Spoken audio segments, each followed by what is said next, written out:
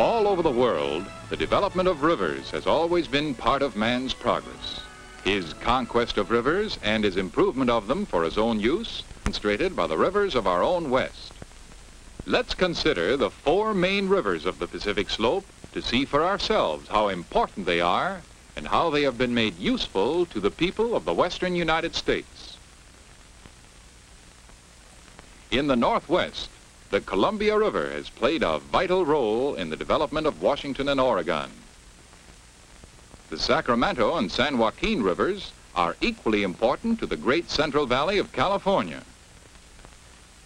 And the Colorado River is of tremendous value to 7 states in our Southwest.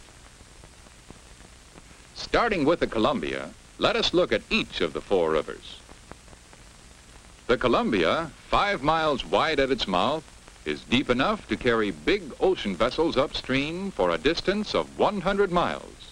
As much as 10 million tons of freight are carried each year by ships on the Columbia. One of the many products of the Pacific Northwest is lumber. Washington and Oregon are the greatest lumber-producing states in our country. From their great forests, some of the timber is carried on the Columbia River in the form of log rafts. Small tugs tow the rafts to sawmills on the river's banks. Here, the logs are cut into lumber and then loaded into freighters for shipment down the Columbia and out into the Pacific Ocean to the ports of the world. Another valuable product that is carried on the great Columbia Waterway is wheat. Wheat that is grown in the Columbia River Basin. The Columbia River is also the home of salmon and yields much of the nation's supply of this fish. Salmon are caught in the river and also in the ocean along the Pacific coast. About 70 million pounds of salmon are caught each year in the Pacific coast states. From canneries such as this, salmon are shipped down the Columbia to many parts of the world. Center of shipping and commerce on the Columbia is the city of Portland, located on the Willamette River, a tributary of the Columbia. One of the newer industries along the Columbia is the refining of aluminum. Such metal industries require a tremendous supply of electricity, which is furnished by Bonneville Dam. More than 500,000 kilowatts of electric energy are produced in Bonneville's powerhouse. The dam not only puts the Columbia River to work producing power, but it improves navigation by deepening the river above the dam and by providing locks which lift the river boats from the lower river to the higher level above the dam. Far upstream, deep in the state of Washington, the Columbia is spanned by another dam, Grand Coulee, one of the greatest structures in the world. This dam was built to supply water for irrigation and water for power. Here is water for power, water that tumbles down 500 feet with tremendous force to turn the generators that produce electricity. And here is water for irrigation, a vast reservoir held by the dam. Eventually, this water will be used to irrigate more than 1 million acres of land and thus bring new wealth to the Pacific Northwest.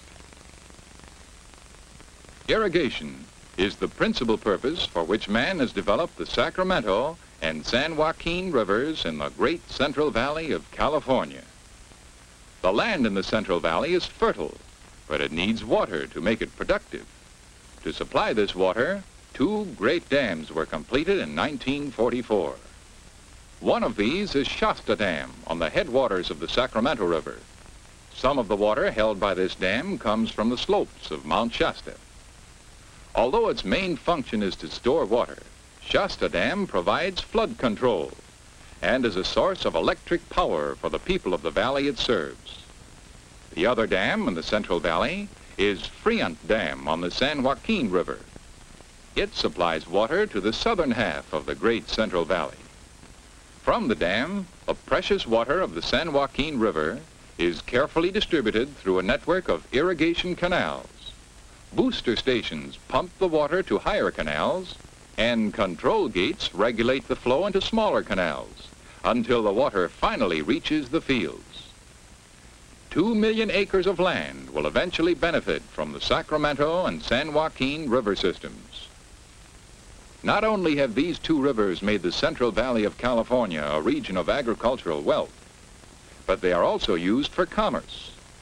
Both rivers flow into the Bay of San Francisco, and goods from that seaport are shipped up the Sacramento River to the city of Sacramento and up the San Joaquin River to the inland port of Stockton. And so two rivers, the Sacramento and the San Joaquin, are used by man to increase crops, to carry commerce, and to develop power in the Central Valley of California. The Colorado River is an outstanding example of a river which man has put to his own use. From its source in the Rocky Mountains, the Colorado flows south through Utah and Arizona. Much of this region is dry wasteland, and the river itself is normally shallow and of no use for navigation. Yet man has made this river of great value. Imperial Dam on the lower Colorado diverts the precious water from the river into a vast irrigation system. This dam does not store water, but channels it through these big roller gates and into this desilting basin. After the sand and mud settle to the bottom, the clean, clear water enters the All-American Canal. For 100 miles, this man-made canal carries the water of the Colorado River through the desert of Southern California to the Imperial Valley and the Coachella Valley. Here, the water is carefully directed onto the land. The result is surprising. Land that was once dry and barren yields rich crops when irrigated. With the help of water from the Colorado, man has created new wealth in Southern California. But the Colorado does much more. Farther up the river, above Imperial Dam, is Parker Dam. Parker Dam was built not for irrigation, but to divert water for the city of Los Angeles. From this reservoir behind Parker Dam, 1 million gallons of water a day pass through this pumping station and into the Los Angeles aqueduct. For 300 miles over mountains and through the desert, the water is pumped until it reaches Los Angeles. And there is still one more project that man has built to make use of the Colorado. That project is Hoover Dam, one of the biggest structures ever made by man to put a river to work. The great reservoir behind Hoover Dam is called Lake Mead. The water is used for irrigation and to supply the homes and factories and cities of Southern California, Arizona, and Nevada. The water also produces electric power for more than 3 million users in the Southwest. The dam itself eliminates the rushing spring floods of the river. Below Hoover Dam, the Colorado River flows evenly throughout the year, a useful and valuable servant to the people of the great Southwest. In addition to its tremendous economic importance, the Colorado offers beauty and recreation. This is the Grand Canyon of the Upper Colorado, one of the scenic wonders of the world.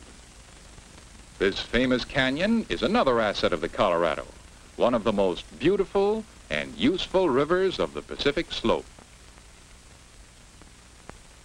These rivers, as we have seen, are the Columbia in the Pacific Northwest, the Sacramento and San Joaquin in California, and the Colorado in the Southwest.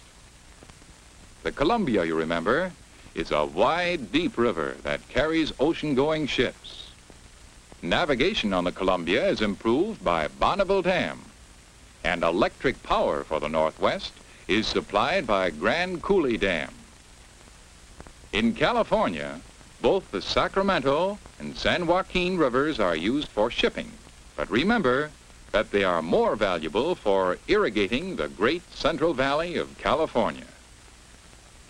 In the Southwest, it is the Colorado which has been put to work, irrigating Southern California and Arizona, supplying water to Los Angeles, and creating electric power for the Southwest. In our 4 rivers of the Pacific Slope, we have seen examples of the many ways in which man has put rivers to work for his own benefit. The development of the Pacific Slope is part of the story of man and his use of rivers in our changing world.